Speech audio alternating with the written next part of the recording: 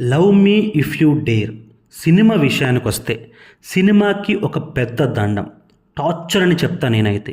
ఎన్నో రిస్కులు చూసాం, డేర్ అని పెట్టారు సరే, డేర్ చేద్దామని పోతే వెళ్ళిన దానికి శిక్షగా వేసి పడేశారు. చాలా సిల్లీగా ఆర్టిఫిషియల్గా ఉంది. మూవీ స్టార్ట్ అవ్వడం బాగానే స్టార్ట్ అయింది. స్టార్టింగ్ ఫ్లాష్ బ్యాక్ సినిమాలోకి తీసుకెళ్ళింది. కొన్ని సంవత్సరాల పాటు ఇల్లు బయట కడగక క్లీన్ చేయకపోతే ఎలా ఉంటుందనే దాన్ని ఆలోచించి పెట్టారు. బట్ ఏదన్నా సరే ఈ ఫస్ట్ ఫ్లాష్ బ్యాక్ మాత్రమే. ఇక నెక్స్ట్ మొదలు రిస్క్కి రెడీగా ఉండు అని స్టార్ట్ అయ్యి ఫ్రెష్గా వేసిన తారు రోడ్డు పైన ఈడ్చుకుంటూ తీసుకెళ్ళినట్టు ఉంటుంది. ఏమైందంటే ఎటు పోవాలో అర్థం కాక ఎటు పడితే అటు వెళ్ళినట్టు ఉంటుంది సినిమా. దయ్యంతో పాట, ప్రేమ చిగురు, కప్లింగ్ మీద దడదడ్ అయ్యాక కొంచెంసేపు బేబీ సీడీ వేస్తారు. ఆ తర్వాత అనుసుక సీడీ వేస్తారు. తుచ్ దొంగ ఆట అంటారు. చెవిలో చిన్న చిన్న పువ్వులే కాదండి, పెద్ద పెద్ద ఎరుపు రంగు ఫ్లవర్స్ పెడతారు. ఫస్ట్ థింగ్ ఏంటంటే హారర్ ఎలిమెంట్స్ యూజెస్, చీకటి, ఎరుపు రంగు చీర, కాళ్ళకి పట్టీలు, అటు ఇటు పరుగులు, లైట్స్ ఆన్ అండ్ ఆఫ్ చేయడం. ఏ కాలం ఎఫెక్ట్స్ అండి ఇవన్నీ? రియల్ హారర్ థింగ్స్ అనుకుంటారా ఎవరైనా? ఇదే ఫస్ట్ హాఫ్ అంతా ఇదే. ఫేస్ అనే ఒక పాయింట్ మీద కంప్లీట్గా స్ట్రెస్ చేశారు. సెకండ్ హాఫ్ దీనికంటే దారుణంగా ఉంటుంది, చెప్తా తర్వాత. సెట్ వర్క్ అయితే ప్యూర్ ఆర్టిఫిషియల్ వైబ్స్. క్యారెక్టర్సే అనుకుంటే విఎఫ్ఎక్స్ కూడా అలానే ఏడిచింది. హారర్ సీన్కి అమీర్పేట్ విఎఫ్ఎక్స్ పెట్టినట్టు ఉంటాయి.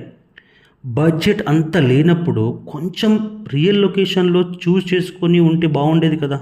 సరే, క్యారెక్టర్ లవ్ ట్రాక్కి కనెక్ట్ అవుదాము అంటే ఒక సాంగ్ వేసి బెడ్ వేసి సెన్సెక్స్ పాటలు చెప్పి అది నా పిల్లరా అని అంటారు. అది నీ పిల్లే కానీ నాకి కర్మేంటి అనే ఫీలింగ్. ఇక సెకండ్ హాఫ్ అయితే లిటరల్లీ బేబీ 2.0 వేశారు. ఇదేంది అని అనిపించింది. కాదు, ఇప్పుడు వైష్ణవి ఉంది అంటే ఫస్ట్ ఒకరు తర్వాత ఒకరు ఇది చూసి నిబ్బా సింపతి రావాలి ఉండాలి అని ఏమన్నా ఫిక్స్ అయ్యారా ఏంటి? లిటరల్లీ ఆల్రెడీ ఇంట్రెస్ట్ ఎప్పుడో చచ్చిపోయింది. ట్విస్ట్ ఏంటో చూసే ఎవ్వడికైనా తెలిసిపోద్ది. వీళ్ళు అటు తిప్పి ఇటు తిప్పి అడ్డమైన రూల్స్ గింగిరాలు వేసి అదే మేకుని కొడతారని. అది కాకపోతే చూద్దాం అనుకున్నా అదే వేసి కొట్టారు. మళ్ళీ దేడి దిమాగ్ రూల్స్కి ఒక పేరు పెడతారు, ఐడెంటిటీ అని. ఎక్స్ప్లెయిన్ చేయరు, పెడతారు అంతే. ఎందుకంటే ఐడెంటిటీ లాక్కోవడం చాలా డెడ్ ఈజీ అన్నట్టు. ఆ క్లైమాక్స్ అయితే వరస్ట్ ఆఫ్ ది వరస్ట్. వాడే చేసుకొని నువ్వు ఇలాగే ఉండాలి అని, పేరు పోకూడదు అని మళ్ళీ రిటర్న్ టికెట్స్ వేస్తారు. ఏంటేంటో చేసేసారు. సరే, ఇది సరిపోదు అన్నట్టు ఇక్కడ ఇంకో బొక్కలో ట్విస్ట్ ఉంటుంది. హీరోకి రెండోసారి హక్ చేసుకున్నప్పుడు అర్థమైంది అంటాడు. మరి ఫస్ట్ టైం హక్ చేసుకున్నప్పుడు అర్థం కాలేదా? బెడ్ గ్రేటర్ దెన్ హక్ కదండి. ఏంటో మరి ఇష్టం వచ్చినట్టు తీశారు. భూతమాలజీ నుంచి అస్థిపంజరమాలజీ, మానసికాలజీ, కృత్రిమాలజీ, తిరిగి అదే చూసేటోళ్ళకి గుండెపోటుతో షోమాలజీ చేయించినట్టు ఉంటుంది. పర్ఫార్మెన్స్ వైజ్ చూస్తే హీరో యాక్టింగ్ ఏం లేదు, చాలా ఆర్టిఫిషియల్గా ఉంది. డైలాగ్ డెలివరీ అండ్ ఎక్స్ప్రెషన్స్ చాలా వీక్గా ఉన్నాయి. వైష్ణవి అండ్ రవి అయితే కొంచెం డీసెంట్. సినిమాలో నాకు నచ్చిన ఒకే ఒక్కటి ఏంటంటే బీజిఎం అండ్ 2 సాంగ్స్. కీరవాణి గారు బీజిఎం మాత్రం తక్కువ చేయలేదు. ఇంకా ప్రొడక్షన్ వాల్యూస్ అయితే చాలా లోగా ఉన్నాయి. ఒక హర్రర్ మూవీ అంటే క్యారెక్టర్ ప్రాప్స్ ఇవి ఏవన్నా ఉండొచ్చు, బట్ హర్రర్ థ్రిల్లర్ అన్నప్పుడు ఎగ్జిక్యూషన్ ఎంత బాగుండాలి.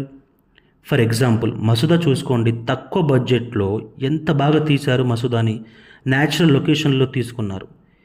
ఇదేదో ఆర్టిఫిషియల్ అండ్ సిల్లీ హారర్ ఎగ్జిక్యూషన్కి వన్ ఆఫ్ ద బ్రాండ్ అంబాసిడర్లా ఉంది. ఫైనల్లీ సినిమాలో ఒక డైలాగ్ ఉంటుంది, యు కాంట్ సీ ట్వైస్ అని. మూవీ టీంకి తెలిసే పెట్టారేమో. నువ్వు ఈ ఎదవసలు చెప్పేసరికి వాడు ఉంటాడా ఏంటి, ఎప్పుడో పోతాడు అని అలా పెట్టినట్టు ఉన్నారు. మరి no adult scenes, no bad language.